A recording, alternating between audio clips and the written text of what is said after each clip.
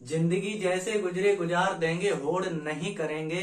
जिंदगी जैसे गुजरे गुजार देंगे होड़ नहीं करेंगे। मेहनत करेंगे दिन रात मगर चौड़ नहीं करेंगे। मुकाबला अगर शेरों से हुआ तो हार भी मंजूर है। यकीन मानो हम कुत्तों से कभी दौड़ नहीं करेंगे। इसी श्रृंखला में आज के प्रैक्टिस सेशन में हमने एक पीडीएफ प्रदान किया था कोचिंग सेंटर में, जिसका नाम था भारत की नदियां। तो भारत की नदियों से संबंधित आज हम प्रैक्टिस करेंगे। जो भी डिटेल बताऊं उसे जो है अपने प्रैक्टिस पेपर पर केयरफुली से लिखना है, जो आपकी परीक्षा की दृष्टि से बहुत इंपॉर्टेंट होंगे। तो आइए समय को जाया ना करते हुए हम आज के प्रैक्टिस सेशन भारत की नदियों के बारे में समझते हैं। देखिए, आपको इस तरह का एक पीडीएफ पेपर मिला होगा जिसपे जो है पूरा प्रिंट आउट मैंने दिया था निकाल के। अब इसी में समझते हैं पहला क्वेश्चन, जो फर्स्ट क्वेश्चन है उसे देखते हैं क्या दिया गया है। निम्नलिखित में से कौन सी भारतीय नदी का स्रोत तिब्बत में नहीं है। देखिए, फर्स्ट ऑप्शन दे दिया गया है सिंधु नदी, और बी ऑप्शन में दिया गया है सतलज, और सी ऑप्शन में दिया गया है गंगा, और डी ऑप्शन में दिया गया है ब्रह्मपुत्र। ब्रह्मपुत्र इस तरह से। अब इन नदियों में कौन सी नदी का स्रोत क्या है कि तिब्बत में नहीं है। सभी को पता है गंगा नदी कहां से निकलती है, गंगोत्री। कहां से निकलती है, गंगोत्री। तो इसका आंसर कौन सा सही हो गया, सिंधु, सी ऑप्शन नंबर। अब देखिए, इसमें जो डिटेल बतानी थी आपको, सिंधु की सहायक नदी, सिंधु की सहायक नदी कौन सी है, झेलम।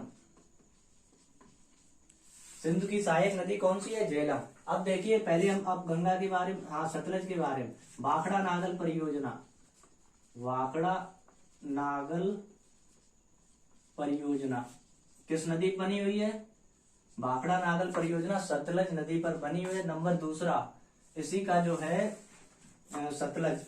नंबर 2 पे जो इसकी डिटेल हमें बतानी थी, हाँ वो देखो ये है हरके बांध।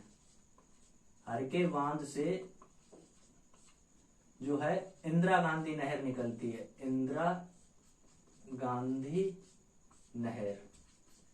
कहां से, सतलज नदी भाखड़ा नागल परियोजना है, और पंजाब में हरके बांध है। कहां है, पंजाब में। पंजाब में हरके बांध, इंदिरा गांधी नहर, जो भारत की सबसे बड़ी, भारत की सबसे बड़ी नहर। इसके बारे में डिटेल अब इसके देखिए। यूपी, गंगा किन किन राज्यों से होकर बहती है, तो उत्तराखंड, यूपी, उसके बाद बिहार, उसके बाद झारखंड और पश्चिम बंगाल। उत्तराखंड, यूपी, उत्तर प्रदेश, बिहार, झारखंड और पश्चिम बंगाल। सर्वाधिक लंबाई अगर पूछी जाए तो सर्वाधिक लंबाई कहाँ है, यूपी में। सर्वाधिक लंबी कहाँ है, यूपी में, याद रखना है। उसके बाद सबसे कम लंबाई कहाँ है, झारखंड में। सबसे कम झारखंड। एक प्रश्न और इससे पूछा जाता है, एक प्रश्न पूछा जाता है कि यूपी के किस जिले से प्रवेश करती है। गंगा नदी जो है यूपी के किस जिले से प्रवेश करती है, तो याद रखना बिजनौर से। बिजनौर से प्रवेश करती है और बलिया से बाहर निकल जाती है, बलिया से बाहर। इतनी जानी। अब देखिए ब्रह्मपुत्र। और दूसरी बात, भारत की सबसे लंबी नदी गंगा नदी, सबसे लंबी नदी, सबसे लंबी। और सबसे बड़ी नदी अगर पूछी जाए तो ब्रह्मपुत्र, सबसे बड़ी नदी। भारत की सबसे बड़ी नदी, पानी की क्षमता की दृष्टि से ब्रह्मपुत्र, और सबसे लंबी गंगा। अब देखिए ब्रह्मपुत्र नदी जो है सबसे बड़ा डेल्टा, सबसे बड़ा नदी द्वीप बनाती है, नदी द्वीप। उस नदी द्वीप का नाम क्या है, माजुली। क्या नाम है, माजुली। ब्रह्मपुत्र से ये कहां से निकलती है, चेमा युंगमा ग्लेशियर से। कहां से निकलती है, चेमा युंगा ग्लेशियर से। इस तरह से यहाँ पे अरुणाचल प्रदेश का दिफू दर्रा है। कौन से दर्रे से घूमती है ये, अरुणाचल प्रदेश के, अरुणाचल प्रदेश का यांग्याप दर्रा, यांग्याप दर्रा। तो ये अरुणाचल प्रदेश के यांग्याप दर्रे से घूमकर, अभी इसका नाम क्या, सांगपो, सांगपो नदी, ये अरुणाचल प्रदेश प्रवेश करती है। अरुणाचल में प्रवेश के बाद इसका नाम हो जाता है देहांग। इधर असम राज्य से एक आती है लोहित नदी। कौन सी नदी आती है? लोहित नदी। लोहित नदी सही से लिखना है। लोहित नदी, लोहित नदी। उसके बाद क्या होता है? लोहित नदी मिल जाती है। लोहित नदी के मिलने के बाद इसमें एक नदी आके मिलती है दिबांग नदी। कौन सी? दिबांग नदी। दिबांग नदी के मिलने के बाद इसका नाम क्या हो जाता है? ब्रह्मपुत्र पड़ता है। तो याद रखना है, ये डिटेल थी इसकी। चेमायुंगमा ग्लेशियर से निकलती है, अरुणाचल में यांग्याप दर्रे से प्रवेश करती है और प्रवेश करने के बाद असम की लोहित नदी इसमें मिलती है। लोहित नदी के मिलने के बाद दिबांग नदी मिलती है। दिबांग नदी के मिलने के बाद इसका नाम ब्रह्मपुत्र हो जाता है। अब लोहित नदी को असम की खूनी नदी भी कहते हैं। असम की खूनी नदी।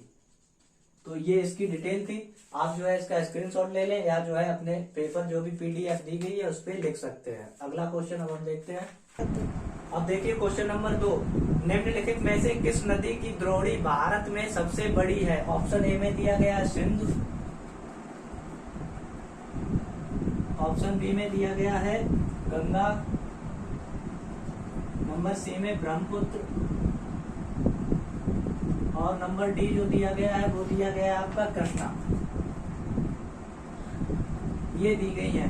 तो इस द्रोणी जो है सबसे बड़ी किसकी है? ब्रह्मपुत्र की। याद रखना है द्रोणी सबसे बड़ी किसकी है? ब्रह्मपुत्र की। और इसका डिटेल एक सबसे लंबी क्वेश्चन पूछा जाता है, सबसे लंबी सहायक नदी। ब्रह्मपुत्र की सबसे लंबी सहायक नदी कौन सी है? तो इसकी है सुबनसिरी। उसके बाद में कृष्णा नदी पे एक नागार्जुन सागर परियोजना है। नागार्जुन सागर परियोजना, इसमें डिटेल इतनी ही लिखनी है बस। ब्रह्मपुत्र की सबसे लंबी सहायक नदी सुबनसिरी और कृष्णा की नागार्जुन सागर परियोजना किस नदी पे बनी है? तो कृष्णा नदी कहाँ? आंध्र प्रदेश में। ठीक है, अगला क्वेश्चन देखते हैं। Question number 3। आइए देखिए क्वेश्चन नंबर 3 क्या दिया गया। क्वेश्चन नंबर 3 में पूछा गया है, निम्नलिखित में से कौन सी नदी पचनद में शामिल नहीं है? जो नदी पचनद में शामिल नहीं है, रावी, चेनाब, सिंध, झेलम। तो ये सबसे अलग सिंध नदी जो है पचनद में शामिल नहीं है। अब देखिए झेलम नदी के किनारे श्रीनगर बसा है। झेलम नदी के किनारे श्रीनगर बसा है। अपने डिटेल लिखते रहना। चेनाब नदी की जो डिटेल हमें लिखनी है तो देखिए सबसे पहला अटल सेतु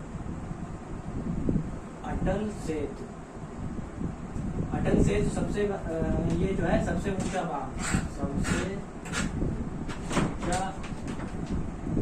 ये अटल सेतु सबसे ऊंचा पुल। उसके बाद इसकी कुछ परियोजनाएं जो पूछी जाती हैं, पहली बगलिहार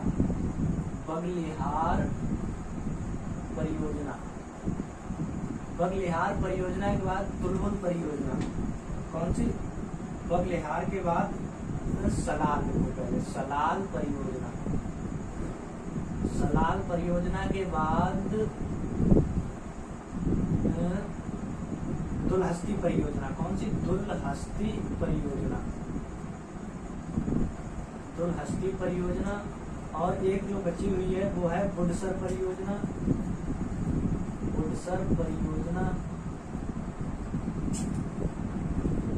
उसके बाद में चार ही इम्पोर्टेंट है इसकी।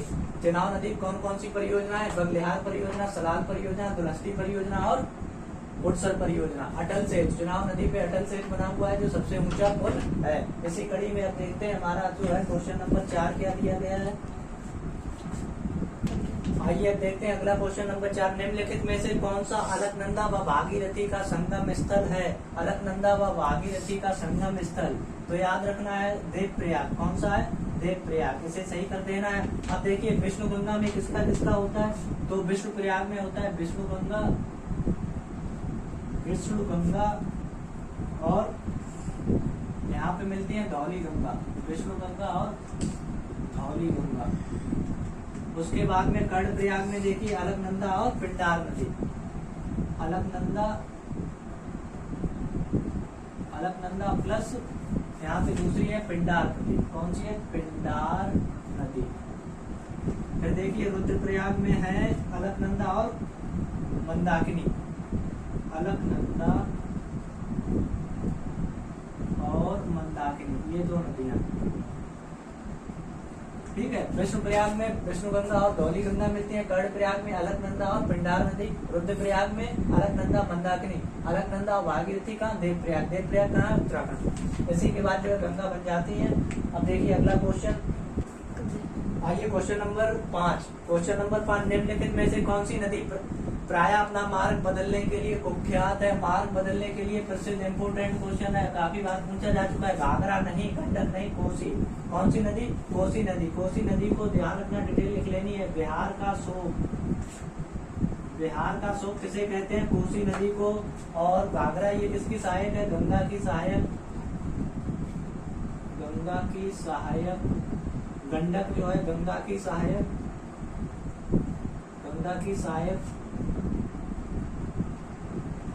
और ये भी जो है केन नदी, ये गंगा की सहायक। चारों नदियां गंगा की सहायक है।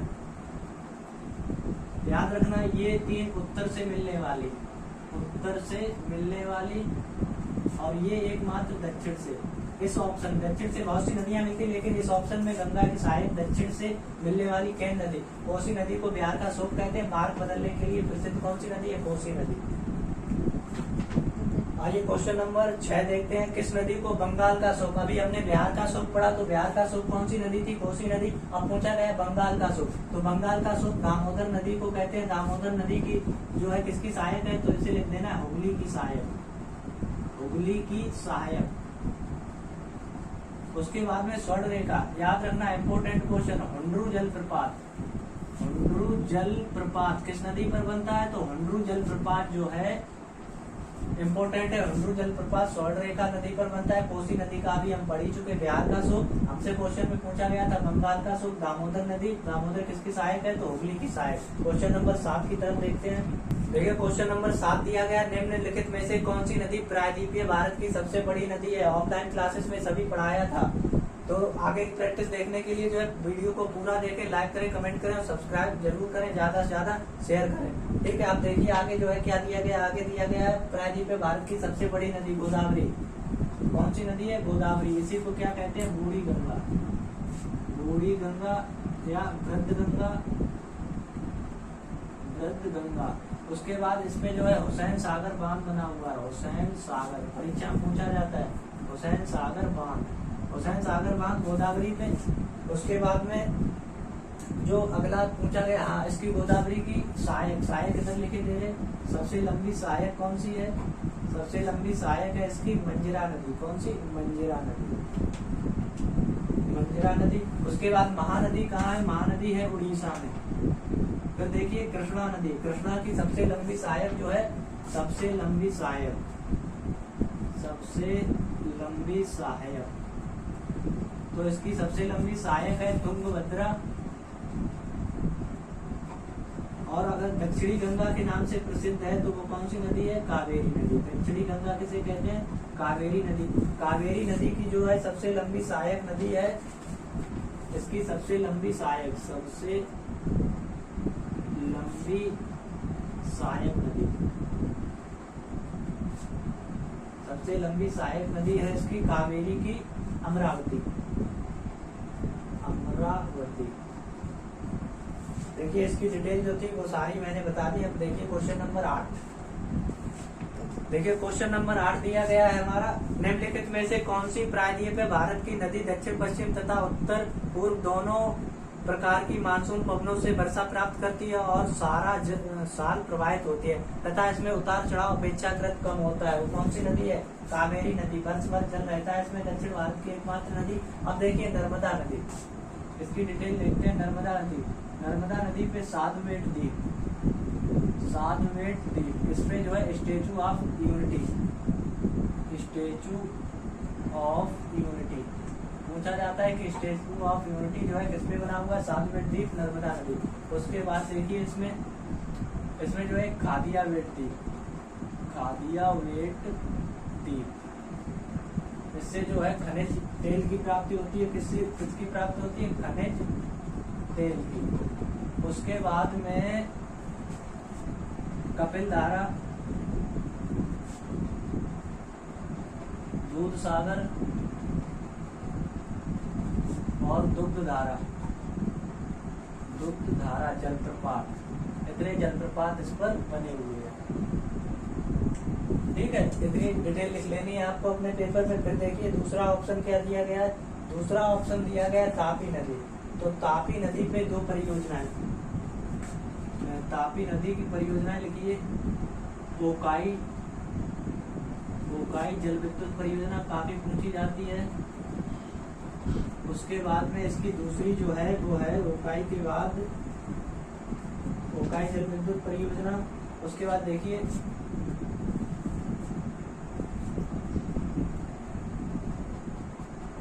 उसके बाद इस पे जो अलमाटी बांध काफी पूछा जाता है, अलमाटी बांध। फिर नंबर 3 इसकी डिटेल लिखनी है आपको, श्रीशैलम परियोजना, श्रीशैलम परियोजना। उसके बाद में नहीं गलत कर रहा हूं मैं, अलमाटी ये नहीं, ये तो इसकी है कृष्णा नदी, नागार्जुन श्रीशैलम, नागार्जुन श्रीशैलम, मिस्टेक हो गई थी। उसके बाद अलमाटी बांध परियोजना, अलमाटी बांध, इसकी ओकाई जल विद्युत परियोजना थी फेमस, जो इसकी पूछी जाती है। और देखिए इसमें अलमाटी हो गया, नागार्जुन हो गया। उसके बाद नागार्जुन के बाद शिव समुद्रम, शिव समुद्रम 1 2 3। और एक और है इसकी अलमाटी, कर्नाटक, श्रीशैलम। बस इतनी डिटेल थी इसमें, इस क्वेश्चन की डिटेल। हाँ, नर्मदा, साधु वेट द्वीप, खादिया वेट द्वीप, स्टेचू ऑफ यूनिटी, कपिल धारा, ओकाई जल विद्युत, नागार्जुन, ये डिटेल इसकी जो है लिख लेनी है। अब आगे देखिए क्वेश्चन नंबर 9। देखिए क्वेश्चन नंबर 9, निम्नलिखित में से कौन सी नदी भ्रंश घाटी में बहती है? तो याद रखना भ्रंश घाटी में 3 नदी बहती हैं। 3 नदी वो कौन कौन सी है? 3 नदी है नर्मदा,